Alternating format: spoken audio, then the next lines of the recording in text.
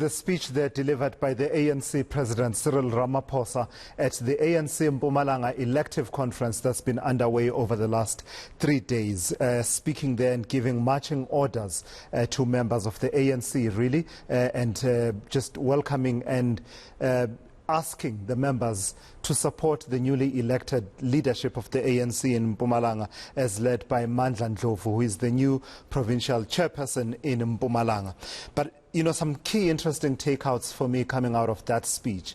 I think the most powerful part of it for me was when he was talking about the metaphor of the house being on fire, and saying that last month the ANC offices in Mpumalanga were set alight, and he's saying that the metaphor should not be lost to members of the ANC. The house of the ANC is on fire, says the ANC President Cyril Ramaphosa, and challenging members of the ANC to say it's up to them to put out those fires of factionalism, the fires of corruption.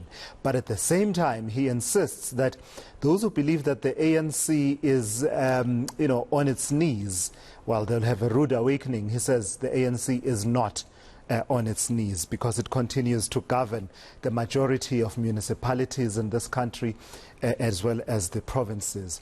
In fact, he did reflect on the standing of the ANC among South Africans, though, and says that the outcomes of the elections last year, local government elections, are a clear sign that the ANC is losing touch with South Africans, and the task falls on ANC members to not be overly preoccupied with their own squabbles and differences, which he says are about, really, if you strip them down to their basics, they turn out to be about power as well as access to resources. And South Africans are watching all of this, people fighting over access to their resources, and they do not approve. So that really is the speech from the ANC President Cyril Ramaphosa, I guess, in a way setting the tone of what is to come in the coming weeks and months, as many structures of the ANC start to hold their elective conferences ahead of the big one coming through in December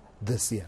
Let's pick up the conversation. eNCA senior journalist Siphamandla Goge is out in Emalahleni attending that conference. So Siphamandla, that to me seems to have been a very powerful speech by the ANC president, where he's in a way stamping his authority. The part there talking about being resolute in applying discipline against whomsoever would want to undermine the ANC. And the strengthening of the ANC's National Disciplinary Committee speaks of a man who's seeking to assert his authority in the leadership of the ANC ahead of its elective conference in December.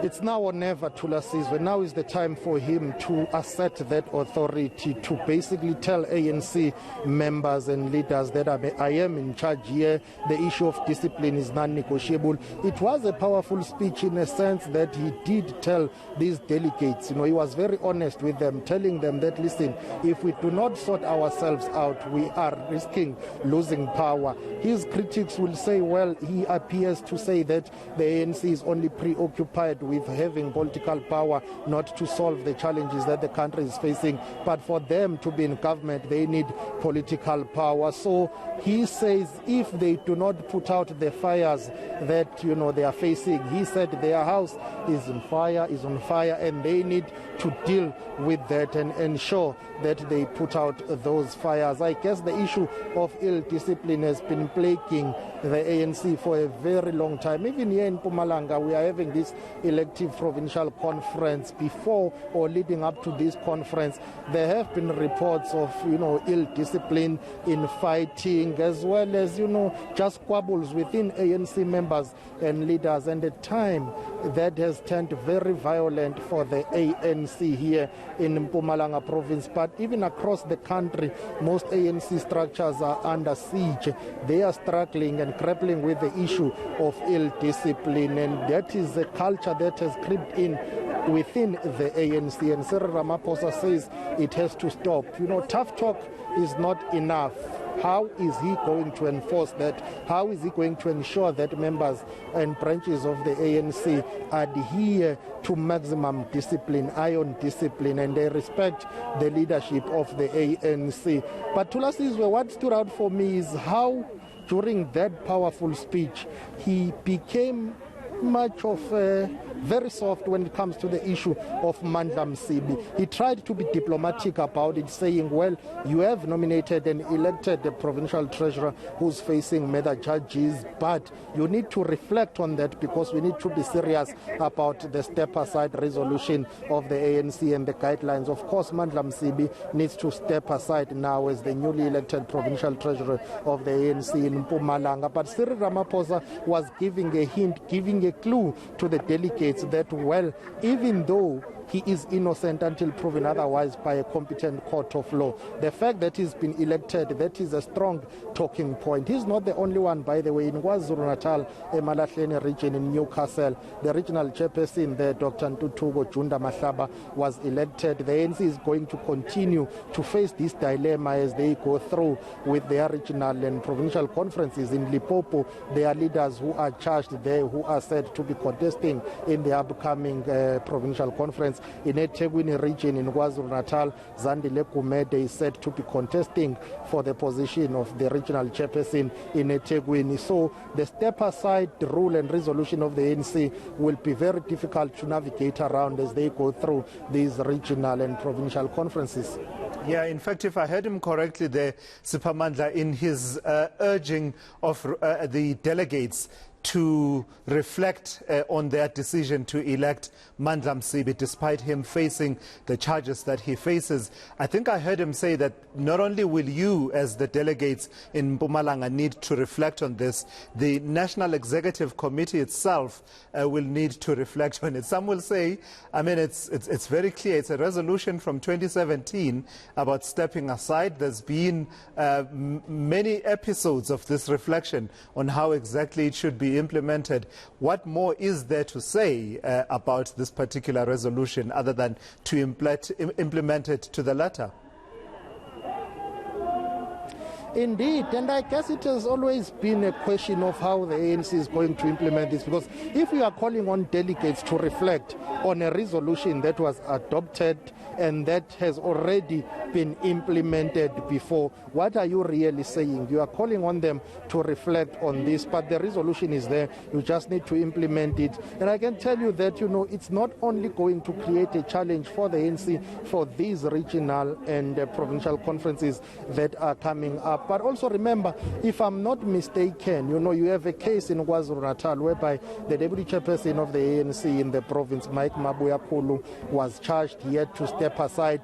And these legal matters and battles take very long. How do you deal with a situation whereby someone has stepped aside for a number of months or even years?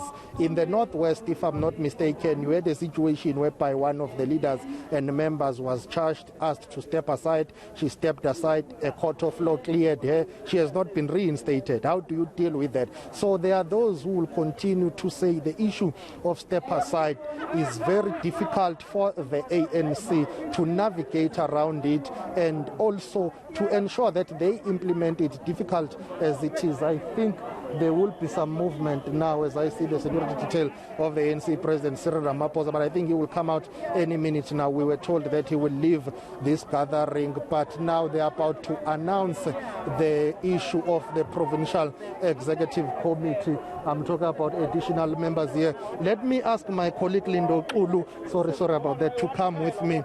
I see NEC member here, Ronald Lamula. I'm going to try and get a word. NEC member Ronald Lamula, powerful speech by ANC President Cyril Ramaphosa on unity and renewal. But I guess this issue of step aside continues to be a difficult one. He has urged the delegates here to reflect on electing someone who's facing criminal charges. Yeah, indeed, the president is reaffirming a conference resolution on renewal. And as you have heard him speaking, that we are all learning. It's even when the guidelines on step aside were adopted, the NEC said that it's going to be work in progress, because you will know that the guidelines they do speak about when and how a person should step aside. But I do think that we may need to reflect more also on then what happens when a person has stepped aside in terms of that person being elected or unelected, because in terms of the Constitution, that person remains a member. So the Constitution says a member can be elected or unelected. So those are issues that we'll need to reflect. How then do we work on ensuring that the guidelines are also in compliance with the Constitution? That seamless exercise is what we may need to reflect further on, even ourselves as the NEC. Once he has said, the delegates themselves must reflect on it, because it's the delegates who have elected someone that they know is on step aside, but also the NEC itself needs to reflect. It would appear that the resolution itself is facing challenges, like you say, because it's the very same delegates that voted for the resolution on step aside. It's the very same delegates that appear to be quote-unquote undermining that resolution of stepping aside, because you know that someone is charged, they are innocent until proven otherwise. But what is there to reflect on if the resolution is there? Just implement it. No, Spamandla is not facing challenges, the resolution. You will know, in even law, you cannot have every challenge being spelled out in the law. Hence, you have precedents, you have got developments of the common law. And this is a new thing to all of us, even in the ANC, to have adopted this resolution. You will remember that it took us time to adopt the guidelines. It is because when you adopt guidelines or any law, it will develop with time. And with experience and the lived experiences, we continue to develop, amend, and ensure that these guidelines, they live with that lived experience. And hence I was saying that, for example, when a person has stepped aside, he or she still remained a member. And you will then have to also regulate what then happens on the member who has stepped aside on the issues of elections or non-elections. The regulations that is there now regulates the issue of participation to say this is what you can do, this is what you can't do, but it has not really spelled out what then do you do when there is elections, when you have stepped aside. So that is what we also need to, the loophole we need to close going forward. Very soon, because more provinces are going for their provincial conferences, their leaders will be contesting who are charged in various provinces. Yes, hence it is important that the NEC reflect on it so that we know going forward what should happen on this case and also on those cases that are coming. Some people say the outcome of the election of the officials here is a boost for you. They say they will support your bid to become the deputy president of the ANC in December. Are you still available for that? Should you be nominated? Are you contesting in December? Yeah, obviously I have already said that I will allow the organizational processes to unfold, but it is in the interest of the ANC to have generational mix in the top 6, in the NEC and all its structures for the issues of continuity and change. But it's also have to reflect on the youthful society that we are having. The two biggest opposition in this country are led by youthful people. So the ANC also has to adapt and signal that it has got a plan in terms of its own succession. Are you going to contest in December? I will respond to that at the right time. Thank you very much for time. That is NEC member Ronald Lamula. He's one of many NEC members, by the way, who are attending this elective conference in Mpumalanga that has just been closed now by President Cyril Ramaphosa of the ANC. Thulasizwe. Siphamandla, you know, I'm fascinated. I'm chuckling as I'm watching you in the last part of your interaction with Ronald Lamula. It appears to me that you wanted a knockout or a technical knockout, but you actually win on a points decision, because my sense is that response by Ronald Lamula is quite telling. That whole talk about the need for the ANC to have a generational mix in the top 6 of its leadership and reflect the reality of a youthful society. I think we can read a lot, can't we, in that response from him about his availability or otherwise to be nominated and possibly elected to the top leadership of the ANC, the top 6 leadership. Indeed, of course, you know, those who are lobbying for him, they say this outcome here is a boost for him. Let me see what is happening inside Thulasizwe. I think there is some movement here. I just want to see what is happening here. I think right now they are announcing, or they will be announcing the officials of, or should I say, extended provincial executive committee members of the ANC Thulasizwe. But yes, the issue of the upcoming conference, all these provincial conference is. If you